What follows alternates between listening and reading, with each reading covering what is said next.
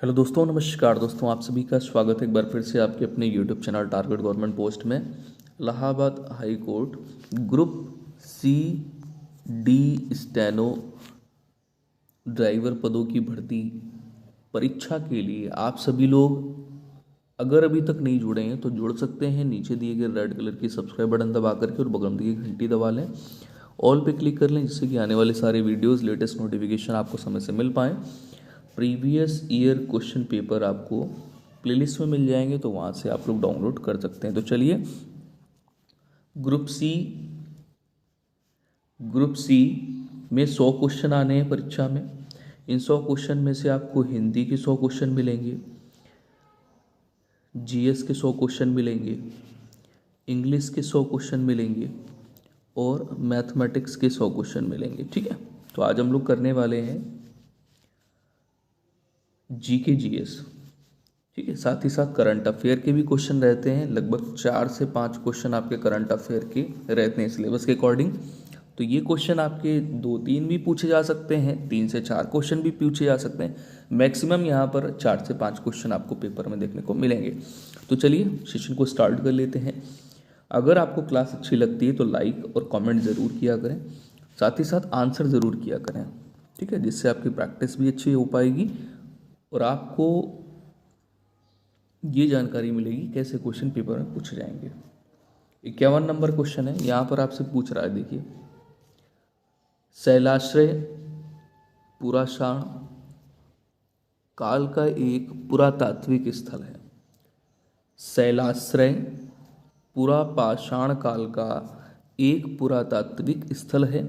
ये किस भारतीय राज्य में स्थित है? 4 विकल्प हैं, बिहार, मध्य प्रदेश, हरियाणा, राजस्थान। इसमें से आपका करेक्ट आंसर क्या होगा?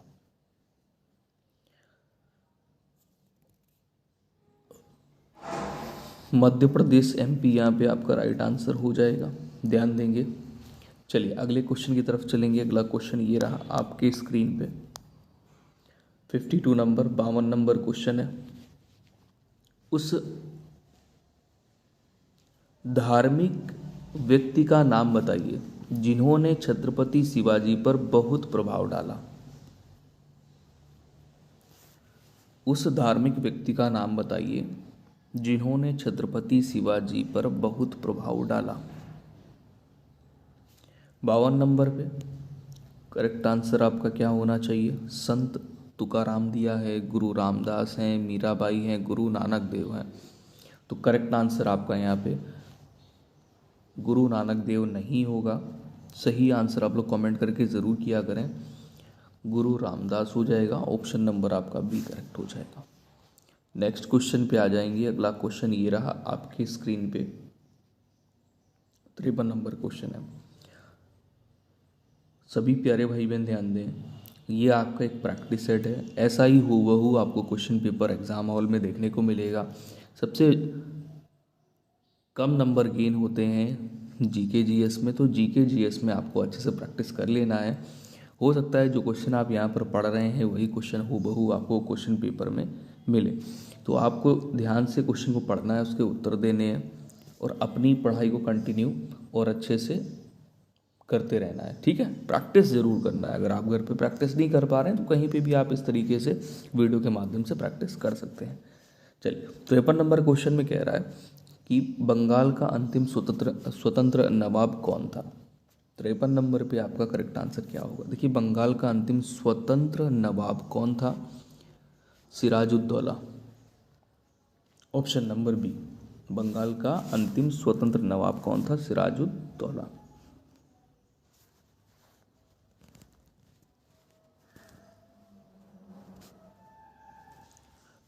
चलिए अगले क्वेश्चन की तरफ आएंगे। अगला क्वेश्चन ये रहा आपके स्क्रीन पे, 54 नंबर है। यहाँ पर आपसे कह रहा, भारतीय स्वतंत्रता संग्राम के दौरान निम्नलिखित में से किसने फ्री इंडियन लीजन नामक सेना बनाई? 54 नंबर क्वेश्चन पे करेक्ट आंसर क्या होगा? 4 विकल्प आपके स्क्रीन पे। देखिए, फ्री इंडियन लीजन नामक सेना किसने बनाई थी भारतीय स्वतंत्रता संग्राम के दौरान? तो सुभाष चंद्र बोस ने। किसने बनाई थी? सुभाष चंद्र बोस। ठीक है, ध्यान रखिएगा। अगला क्वेश्चन ये रहा आपके लिए। सारे क्वेश्चन बहुत इंपॉर्टेंट हैं, सिलेबस के आधार पर क्वेश्चन यहाँ पे लिए गए हैं। बंगाल कब विभाजित हुआ था? बंगाल कब विभाजित हुआ था? देखिए, बंगाल विभाजित हुआ था 1905 में। ठीक है, 1905 में, जुलाई 1905 में हुआ था। जुलाई 1905 को ब्रिटिश औपनिवेशिक सरकार द्वारा बंगाल विभाजन की घोषणा की गई थी। और अगस्त 2005 को कलकत्ता स्थित टाउन हॉल में एक ऐतिहासिक बैठक के दौरान स्वदेशी आंदोलन की औपचारिक घोषणा की गई। ठीक है, और इसी प्रकार से ये प्रस्ताव पारित किया गया और अक्टूबर 1905 को विभाजन को लागू कर दिया गया। ठीक है, इस दिन को शोक दिवस के रूप में भी मनाया जाता है। अगले क्वेश्चन पे आ जाएंगे। अगला क्वेश्चन 56 नंबर ये रहा आपके स्क्रीन पे। यहाँ पर आपसे कह रहा है कि जनसंख्या 2967 है। इसका निर्धारण 2021 में एक प्रक्रिया के तहत किया गया, जिसे कहते हैं।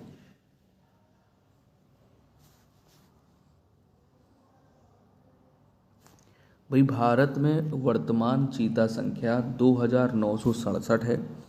इसका निर्धारण 2021 में एक प्रक्रिया के तहत किया गया, जिसे कहते हैं। इसे बाघ जनगणना कहते हैं। क्या कहते हैं? बाघ जनगणना। पूरा नाम नहीं दिया, जनगणना दिया है तो बाघ जनगणना रिपोर्ट। ठीक है, जिससे बाघों की संख्या की जानकारी मिलती है।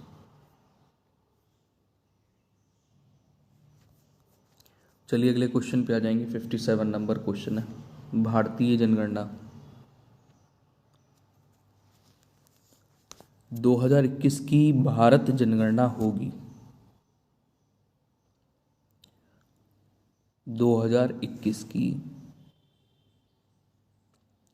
16वीं भारतीय जनगणना होगी। कौन सी? 16वीं भारतीय जनगणना होगी। नेक्स्ट क्वेश्चन पे आ जाएंगे। 58 नंबर क्वेश्चन है। यहाँ पर कह रहा है, निम्नलिखित में से कौन सा भारत के पश्चिम तट पर स्थित नहीं है?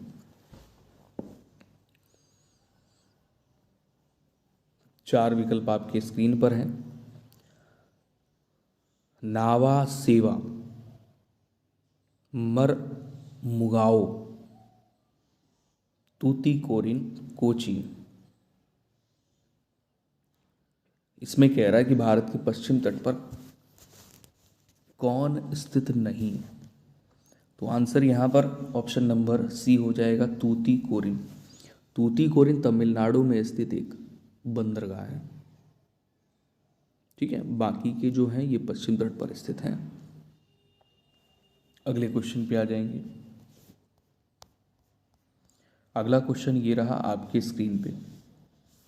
निम्नलिखित ऊर्जा स्रोतों में क्या पर्यावरण प्रदूषण या जैव विविधता को हानि नहीं पहुंचता है? निम्नलिखित ऊर्जा स्रोतों में क्या पर्यावरण प्रदूषण या जैव विविधता को हानि नहीं पहुंचाता है? तो निम्न में से परमाणु ऊर्जा, ताप विद्युत ऊर्जा और जल विद्युत प्रौद्योगिकी, ये तीनों हानि पहुंचाते हैं सूर्य ऊर्जा को छोड़ करके, जिसको बोलते हैं सोलर एनर्जी। तो आंसर यहाँ पर हो जाएगा option number B, solar energy, जो कि पर्यावरण प्रदूषण या जैव विविधता को हानि नहीं पहुंचाता है।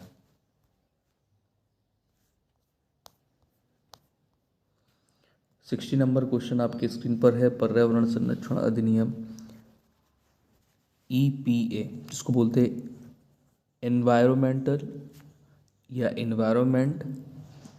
Environment protection act, EPA। कब लागू हुआ? ये दोस्तों लागू हुआ था 1984, नहीं 86 में। ऑप्शन नंबर आपका बी राइट होगा। चलिए अगले क्वेश्चन पे आ जाएंगे। अगला क्वेश्चन ये रहा आपकी स्क्रीन पर, 61 नंबर है। यहाँ पर आपसे कह रहा है कि भारत के संविधान में सरकार की संसदीय प्रणाली कहाँ से ग्रहण की गई है? बहुत अच्छा क्वेश्चन है ये।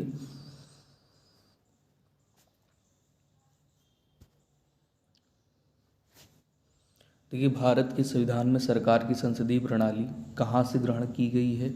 तो ये ब्रिटिश संविधान से ग्रहण की गई है। अगले क्वेश्चन की तरफ आएंगे। अगला क्वेश्चन ये रहा आपके स्क्रीन पे। देखिए, आंसर ज़रूर किया करिए, भले ही आप गलत आंसर करेंगे लेकिन सही आंसर आपको पता चलेगा।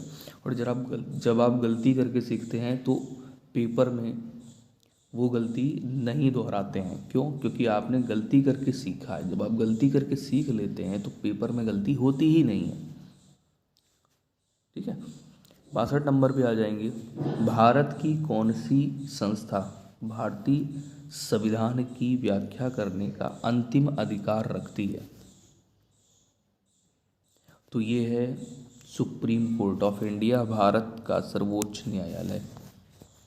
नेक्स्ट अगले क्वेश्चन पे आएंगे। 63 नंबर क्वेश्चन है। यहाँ पर कह रहा है निम्नलिखित में से कौन से वर्ष में भारत के संविधान में मौलिक कर्तव्यों को शामिल किया गया था? तो 63 पे आपका करेक्ट आंसर यहाँ पर क्या होना चाहिए? फटाफट से सभी लोग आंसर करेंगे। सेशन को लाइक ज़रूर कर दिया करें सभी प्यारे भाई बहन, जिससे और भी लोगों तक लाइव सेशन पहुँच सके और भी लोग जुड़ पाएँ और आपको भी सेशन समय से मिल सके। 63 नंबर पर राइट आंसर हो जाएगा 1976। ठीक है, भारत के संविधान में मौलिक कर्तव्यों को शामिल किया गया था 1976 में, 42वें संविधान संशोधन अधिनियम के द्वारा 1976 में शामिल किया गया था। अगले क्वेश्चन पे आ जाएंगे। अगला क्वेश्चन ये रहा आपके स्क्रीन पे, 64 नंबर क्वेश्चन है।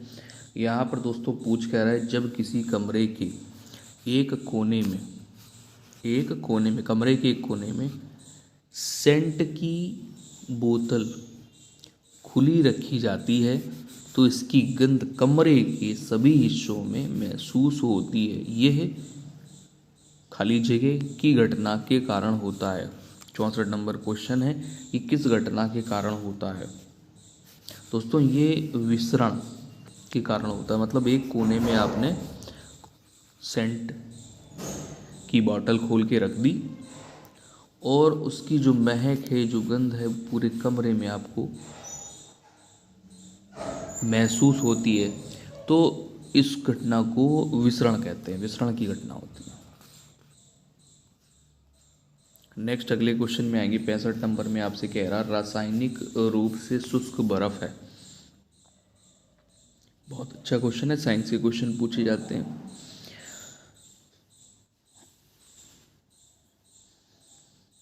चलिए 65 नंबर पे, ठोस कार्बन डाइऑक्साइड, यह एक शुष्क बर्फ है। नेक्स्ट क्वेश्चन पे आ जाएंगे दोस्तों। 4 से 5 आपके साइंस के क्वेश्चन होते हैं। मानव आँख किस वस्तु का प्रतिबिंब बनाती है? मानव आँख किस वस्तु का प्रतिबिंब बनाती है? मानव आँख किसी वस्तु का प्रतिबिंब बनाती है। कहाँ बनाती है? तो रेटिना पर बनाती है। ठीक है, किसी वस्तु का प्रतिबिंब बनाती है तो रेटिना। अगला क्वेश्चन ये रहा आपके लिए, 67 नंबर क्वेश्चन है। इसमें कह रहा, निम्नलिखित में से किस बैंक ने तात्कालिक ओवरड्राफ्ट सुविधा यानी इंस्टा फ्लैक्सी कैश, क्या इंस्टा फ्लैक्सी कैश लॉन्च किया, जो कि तात्कालिक ओडी ऑनलाइन सुविधा उपलब्ध कराता है? किस बैंक ने ये सुविधा दी है? इंस्टा फ्लैक्सी कैश लॉन्च किया है। HDFC ने, ICICI, केनरा, SBI। तो ये जो सुविधा दी है वो दी है आईसीआईसीआई बैंक ने अपने वेतनभोगी खाता ग्राहकों के लिए एक ओवरड्राफ्ट सुविधा जिसको बोलते हैं इंस्टा फ्लेक्सी कैश लॉन्च किया। 68 नंबर क्वेश्चन में यहाँ पर कह रहा कि कौन सा देश लगातार दूसरी बार भारत में प्रत्यक्ष विदेशी का एक सर्वोच्च स्रोत रहा है।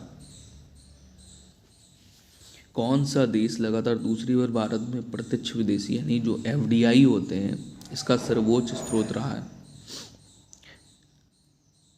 Foreign direct investment FDI. तो 68 नंबर पर राइट आंसर हो जाएगा सिंगापुर।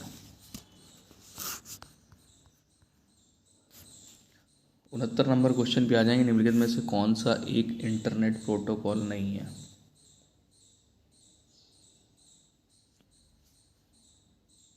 इंटरनेट प्रोटोकॉल देखिए, आईपी होता है, एफटीपी होता है, HTTP होता है, लेकिन STP नहीं होता है। देखिए अब यहाँ पर फुल फॉर्म भी समझ लीजिए, फुल फॉर्म पूछे जाते हैं। फुल फॉर्म आपका HTTP का होता है हाइपर टेक्स्ट ट्रांसफ़र प्रोटोकॉल, ठीक है। और FTP का क्या होता है, तो फाइल ट्रांसफ़र प्रोटोकॉल। IP का इंटरनेट प्रोटोकॉल, ठीक है। ये और ये दोनों बहुत इंपॉर्टेंट हैं। हालांकि आंसर यहाँ पर हो जाएगा STP। नेक्स्ट क्वेश्चन पे आएंगे, 70 नंबर क्वेश्चन है। यहाँ पर आपसे कह रहा कंप्यूटर की कौन सी मेमोरी परिवर्तित नहीं की जा सकती है।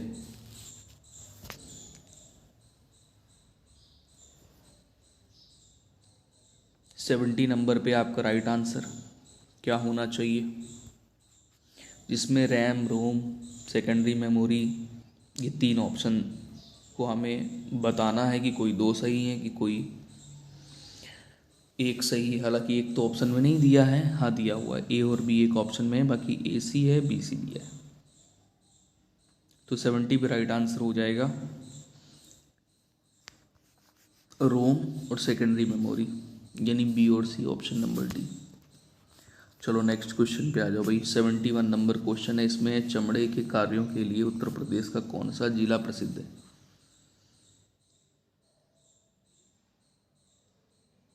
तो चमड़े के कार्यों के लिए उत्तर प्रदेश का कौन सा जिला प्रसिद्ध है, तो आगरा। अगला क्वेश्चन 72 नंबर आपके स्क्रीन पर है। यहाँ पर आपसे ये कह रहा है कि निम्नलिखित में से कौन सा शहर गोमती नदी के तट पर स्थित नहीं है। बहुत अच्छा क्वेश्चन है, बहुत आसान है। लखनऊ गोमती नगर, लखीमपुर खीरी गोमती नगर, जौनपुर गोमती नगर, अयोध्या सरयू नदी। ऑप्शन नंबर आपका हो जाएगा C, करेक्ट। नेक्स्ट क्वेश्चन पे आ जाइए। 73 नंबर पर आपसे कह रहा है, करंट का क्वेश्चन है, मई 2024 में दुनिया का पहला 6G डिवाइस किस देश ने लॉन्च किया है। अभी तक तो 5G सुना होगा आप लोगों ने, अब 6G डिवाइस किस देश ने लॉन्च किया है, करंट का क्वेश्चन है, काफ़ी अच्छा है। और ये 5G की तुलना में कितना तेज चलता है, 20 गुना तेज चलता है 5G की तुलना में। तो आंसर हो जाएगा जापान ने लॉन्च कर दिया है। नेक्स्ट क्वेश्चन पे आ जाएंगे। 74 नंबर क्वेश्चन है, कह रहा है मई 2024 में सिंगापुर के चौथे प्रधानमंत्री के रूप में किसने शपथ ली है।